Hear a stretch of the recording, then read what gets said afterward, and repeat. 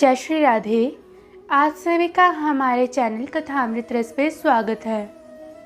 वैसे तो भगवान श्री कृष्ण आपको हमारी श्री राधा रानी के साथ ही दर्शन देते हुए मिलेंगे और कई जगह पर वे श्री रुक्मिणी जी के साथ भी विराजमान हैं। पर जगन्नाथपुरी एक ऐसा धाम है जहाँ पर भगवान श्री कृष्ण अपनी बहन और भाई सुभद्रा जी और बलराम जी के साथ भक्तों को दर्शन दे रही हैं। जगन्नाथपुरी में वैसे तो बहुत सी विचित्र कथाएं सुनने को मिलती हैं। जैसे जगन्नाथपुरी के मंदिर के ऊपर जो झंडा है वो उल्टी दिशा में लहराता है और वहीं पर श्री कृष्ण चैतन्य महाप्रभु श्री हरे कृष्ण महामंत्र का जाप सुनते सुनते और उस पर नृत्य करते हुए वे जगन्नाथ प्रभु में समा गए थे। और उन्हीं जगन्नाथपुरी में भगवान को दीनानाथ दीन बंधु भी कहा जाता है। तो आज के कथा में हम जानेंगे भगवान श्री कृष्ण को दीन बंधु दीनानाथ क्यों कहा जाता है। उड़ीसा जिले के याजपुर गांव में बंधु महांती रहते थे।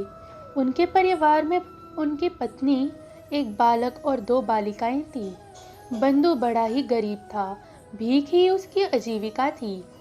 जो मिलता था उससे आज भर के खाने योग्य अन्न ले आता।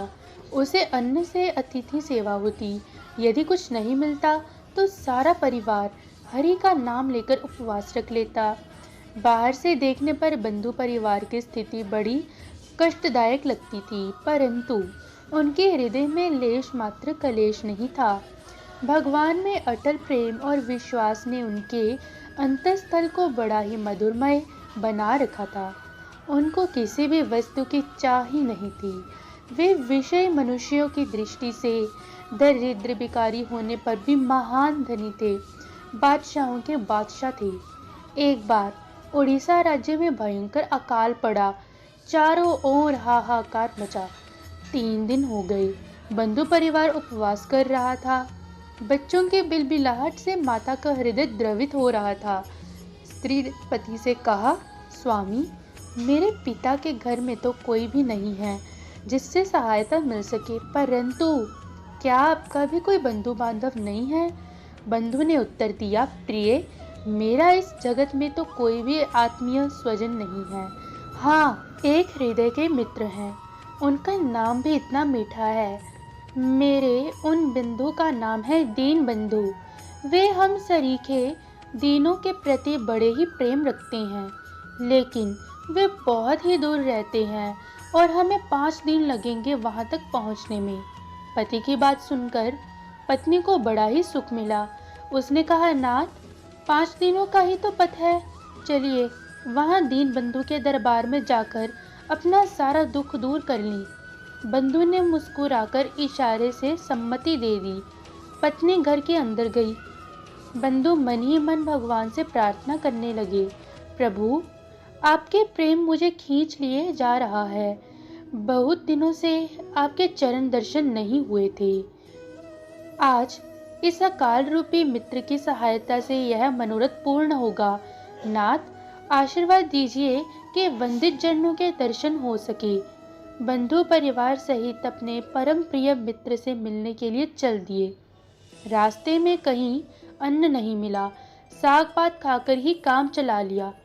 बंधु को तो भूख प्यास की खबर ही नहीं थी। वही तो हरि दर्शन के लिए दौड़े जा रहा था। 5वें दिन संध्या होते होते बंधु परिवार सहित श्री पुरुषोत्तम क्षेत्र पुरी में पहुंचा। मंदिर के दूर से दर्शन कर वह गदगद हो गया। बोला, यह देखो, मेरे प्यारे दीन बंधु का मंदिर दिखाई दिए जा रहा है। सबके शरीरों में जान आ गई। देखते ही देखते सब सिंह द्वार पर पहुंच गए। सिंह द्वार पर बड़ी ही भीड़ है। इस समय भूखे स्त्री बच्चों के साथ भीतर जाना संभव नहीं है। यह विचार कर बंधु ने दूर से ही भगवान जगत बंधु के दर्शन किए और दक्षिण की ओर फेन बाहर निकलने के नाले के पास जाकर बैठ गए। पत्नी ने कहा, स्वामी, बंधु के घर आकर भी इस नाले पर क्यों बैठे हैं? देखिए, संध्या हो गई है। रात के अंधकार में बच्चों को लेकर कहाँ जाएंगे? एक बार अपने दीन बंधु से मिल तो लीजिए। दृढ़ निश्चयी बंधु ने मन ही मन सोचा, तुच्छ आहार की कामना से दीन बंधु के पास जाना ठीक नहीं। सवेरे मंदिर खुलने पर दर्शनार्थ हो जाएंगे। अतः उसने पत्नी से कहा, हम लोग बड़े कु अवसर पर आए हैं। आज यदि फेन नाले का पानी पीकर रात गुजार लें तो सवेरे मंदिर खुलने पर एकांत में मिलकर बंधु से सारी बातें कहूँगा। बंधु की बात पत्नी के मन में जच गई। उसने कहा, अच्छी बात है। बंधु ने फूटी हड्डियां से फेन पर भरकर उसने अपने पत्नी और बच्चों को पिला दिया। स्त्री ने तीनों बच्चों को पिलाया और खुद भी पेट भर लिया। आहा, अन्न की कद्र भूखे को ही जानती है। जिनको अधिक खाने के कारण मदाग्नि हुई रहती है, उन्हें भूख की व्याकुलता का पता ही नहीं। स्त्री बच्चों का पेट भर गया और वे सो गए। इधर बंधु महांती भगवान से प्रार्थना करने लगे, मेरे नाथ, तुम सारे चराचर में व्याप्त हो। जीवों पर कृपा करना ही तुम्हारा कार्य है। मेरे मन में कोई कामना हो तो उसे दूर कर दो। ऐसी कृपा करो जिससे आपकी कृपा का दर्शन प्रतिपल कर सकूं। इधर जगन्नाथ जी की सेवा समाप्त हो गई। सेज सजाकर उन्होंने सुलाया। मंदिर के दरवाजे पर ताले लग गए। सारे सेवक गण अपने अपने घर को चल दिए। सब सो गए, परंतु भक्त वत्सल भगवान को नींद नहीं आई। वे उठे और तुरंत भंडार गृह में गए। भंडारे में रखा हुआ 56 भोग सजाया और स्वयं एक ब्राह्मण के रूप में सोए हुए बंधु महांती के पास जाकर पुकारने लगे, बंधु, ओ बंधु। स्त्री ने पति को जगाकर कहा, सुनिए, कोई पुकार रहा है। बंधु बोले, हो सकता है पुरी में किसी और का नाम बंधु हो, तुम सो जाओ। भक्तवत्सल भगवान भक्त के हृदय की बात जान गए और फिर ऊंचे स्वर से पुकारा, ओ याजपुरिया बंधु, ओ फेन नाले पर सब परिवार भूखे पड़े हुए बंधु, उठो भाई, यहाँ आओ, मैं तुम्हारे लिए प्रसाद लेकर खड़ा हूँ। यह आवाज सुनकर बंधु का हृदय पुलकित हो गया और उसने सोचा, क्या सचमुच दीन बंधु पुकार रहे हैं? मैं स्वप्न तो नहीं देख रहा। हड़बड़ाता हुआ बंधु उठा, देखता है तो एक ब्राह्मण रत्न जड़ित प्रसाद थाल लिए खड़ा है। बंधु के सामने आते ही उसने कहा, आने में क्या इतनी देर हो जाती है? पुकारते पुकारते मेरा गला छिल गया। देखो ना, थाल के बोझ से मेरे हाथ थर-थर कांप रहे हैं। यह थाल लो, कल से तुम्हारे रहने खाने का सारा प्रबंध हो जाएगा। अच्छे से खाकर सो जाओ। बंधु महांती मंत्र मुग्ध हो गए। साहस करके उसने कुछ कहना चाहा था, इतने में ब्राह्मण वेशधारी भगवान अंतर्धान हो गए। बंधु परिवार ने परमानंद से महाप्रसाद ग्रहण किया। प्रसाद खाते ही उनकी सारी भूख मिट गई। बंधु महांती की अवस्था कुछ विलक्षण ही हो गई। कभी थाल को हृदय से लगाता तो कभी मस्तक से। आनंद में डूबकर वह थाल पर ही सिर रखकर सो गया। प्रातःकाल जब मंदिर का दरवाजा खुला तो रत्न जड़ित प्रसाद थाल को ना दिखने पर चारों ओर हल्ला मच गया। ढूंढते ढूंढते कुछ लोग फेन नाले के पास आए तो देखा बंधु थाल पर सिर रखकर सो रहा है। पकड़ो पकड़ो की पुकार मच गई। बताने का भी अवसर नहीं मिला और बंधु पर गलियां और थप्पड़ों की बौछार कर दी, पर बंधु अटल रूप से गोविंद गोविंद पुकारते रहे।